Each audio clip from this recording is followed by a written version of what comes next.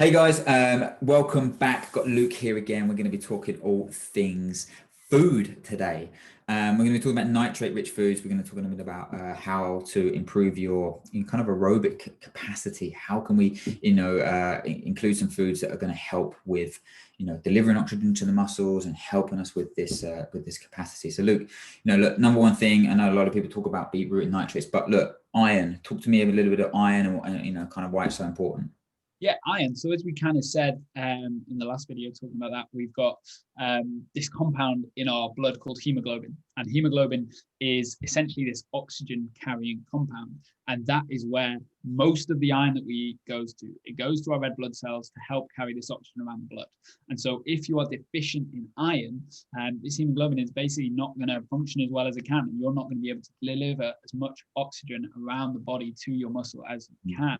And that oxygen, as we've said, about that volume of oxygen, the amount that limits your aerobic capacity is how much you're using. And that's in terms of how much is being pumped around, how much is being carried in the blood, which is what the iron's really focusing on there, is trying to maximize that. And then obviously how much is being extracted. So it's about trying to get as much as you can to that muscle. And iron is key for that. So making sure that, you're consuming plenty of iron-rich foods in your diet, I think, is super essential, and then potentially even supplementing if you're kind of an at-risk group. So Yeah, that's definitely something to be aware of. Like at-risk groups, people, women. We talk a lot about the kind of women around around the cycle, potentially kind of people that have been following a plant-based diet for an extended period of time. Yeah, definitely. I think there's been a lot of evidence around anemia in those kind of groups as well. So staying on track with that. Just a quick note on that, guys, is that I know a lot of people kind of talk about iron deficiency and the symptoms of iron deficiency, fatigue, like Luke said there, maybe potentially like some dizziness, nausea. Actually, if you have excessive iron, you can have relatively similar symptoms. So make sure that if you are supplementing or you are thinking about doing that, I would highly recommend getting your levels checked before you do this. Okay. I did this when I went to plant-based for 6 weeks. I took the vegan spray, which is iodine, iron, B12, vitamin D.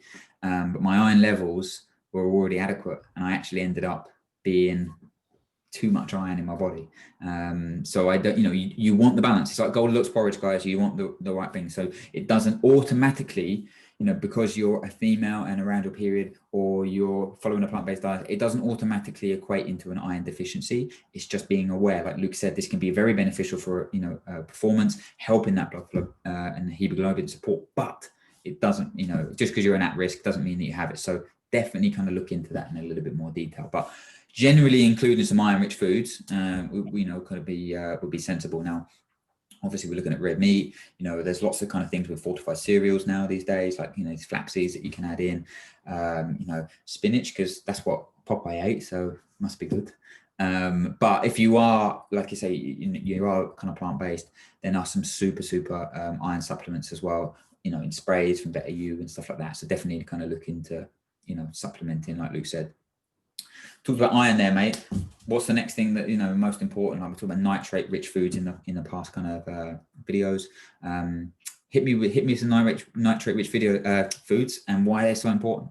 Yeah, so nitrate, as we kind of mentioned, they kind of increase that efficiency of this thing called oxidative phosphorylation, which is when your mitochondria are producing energy, ATP. And essentially, if your body's rich in this thing called nitric oxide, which is what dietary nitrates are a precursor for, then you're going to improve that efficiency. And so if you're kind of attacking a more kind of targeted performance session for endurance or something like that, it could definitely be worth supplementing. However, getting just like enough nitrates in throughout the day and improving that intake throughout the day, you're going to reach some of these rewards anyway. So nitrate-rich foods, everyone always talks about beetroot, right? Beetroot is obviously a very common nitrate-rich food. People normally take beetroot juice to supplement, but there's other ones in there as well. Stuff like rocket, which is actually really high in nitrates, which is a super easy addition, I find as well. Like if you're just having a pasta dish with dinner, have a rocket salad with it, boom, nice and easy. That kind of thing. As I say, kind of trying to bring that nitrate content up throughout the day with things like that, nice and easy switches. But then if there's like a specific event, a specific training session that you really kind of want to reap the rewards from, it could be a case of supplementing with a beetroot juice, a concentrated stuff or something like that, kind of 2 to 3 hours before that session. Yeah. Fantastic. So, you know, what people need to be thinking about doing is general consumption of nitrate rich foods, beetroot, carrot, there's anything, rhubarb, rocket, you know, these types of things. But like you say, if you really want to then focus on a performance session, you got a competition, or, you know, like you know, or even a really hard kind of training day, or like you say, that type of thing, there is benefit, correct, in terms of acute supplementation of like a higher dose. Is that right?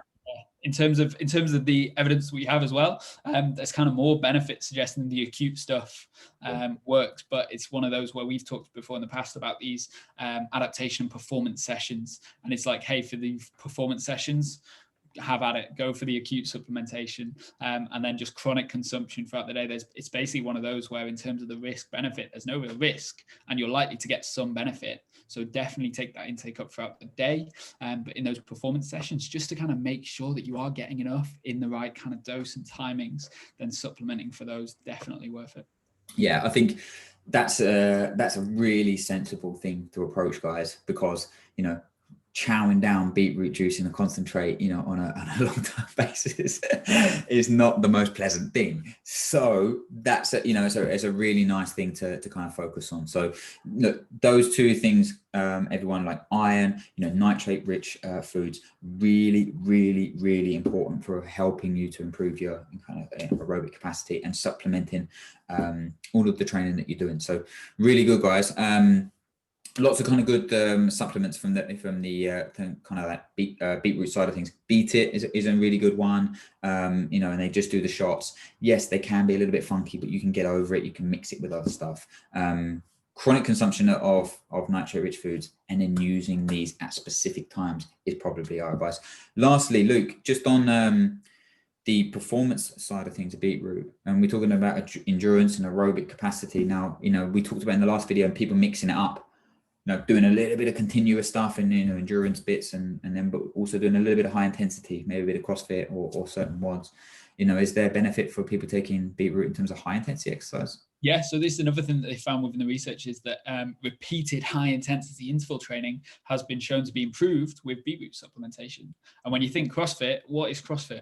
Repeated high intensity interval training for the most part. Obviously it's a spectrum and all that sort of stuff, but yeah, it's one of those where it's not just kind of confined to this aerobic capacity world. Now there is increasing evidence to show that it'll help with the repeated intervals, and then there's a little bit of evidence on muscular endurance as well, but I'm going to hold my hands up and say that at the minute is weak evidence at best, but it's still well worth it for the aerobic and the high intensity interval training aspects as well. Yeah, definitely. So look, you can include the foods because they have much more than nitric oxide in them. You know, there's lots of minerals and benefits to them. So, you know, that's a kind of non-negotiable in my eyes. And like I say, then you can potentially use a supplementation at certain times.